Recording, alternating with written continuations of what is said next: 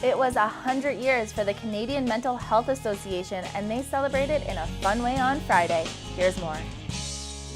Led by community volunteers, began in the mid to late 70s to address isolation and promote. The Canadian Mental Health Association is celebrating 100 years in existence, and joining me now is Executive Director Joanne. Congratulations and welcome. Yes, thank you very much. Yes, we're very excited.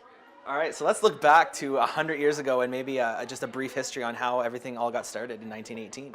Yeah, in 1918, Dr. Clarence Hinks was working in Toronto in one of the psychiatric hospitals, and he saw that there was a lot of unjust services and supports for the veterans coming back from war. And so that sort of set him on a mission to kind of get started and create a movement for services for mental health education and providing services. So he rallied a few prestigious community members and were able to pull together a committee of board of directors and sort of get some funding and get things underway. And obviously the local chapter has a rich history in this community as well. Yes, we do. We've been offering services since 1973 and have evolved our programs. We started from Cornwall, and now we're actually in the communities of Stormont, Dundas, Glengarry, Akwesasne, Prescott, and Russell. So we've really expanded over the years, and thankfully to the support of funding that we receive from our local Ministry of Health and Long-Term Care and our local LIN. Now, obviously, you mentioned the words evolve and expanded. Obviously, the need has never diminished. It has changed over the years, as have the services here. Talk to me a little bit about that evolution.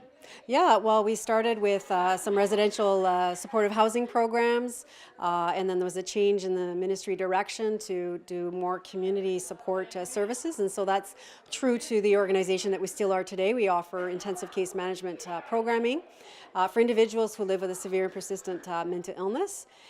We also have resource centers where our celebrations here today are one of them, our Starbright Center, which we also have one in Castleman and in Hawkesbury.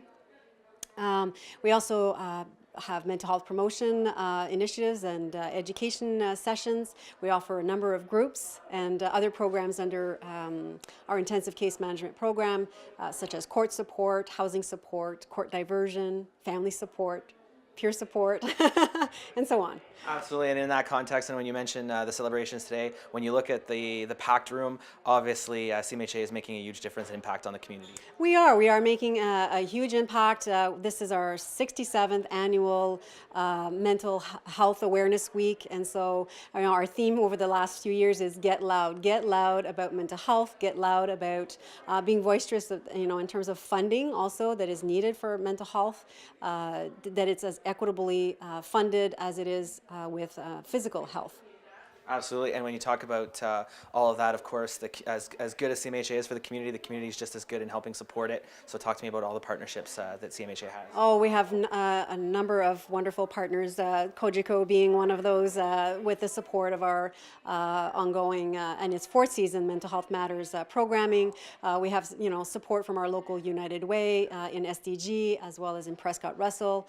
We also have fundraising events that the community is always behind us to support us. We just this week celebrated our third Au Vieux du Lutte fundraiser, which was very well attended.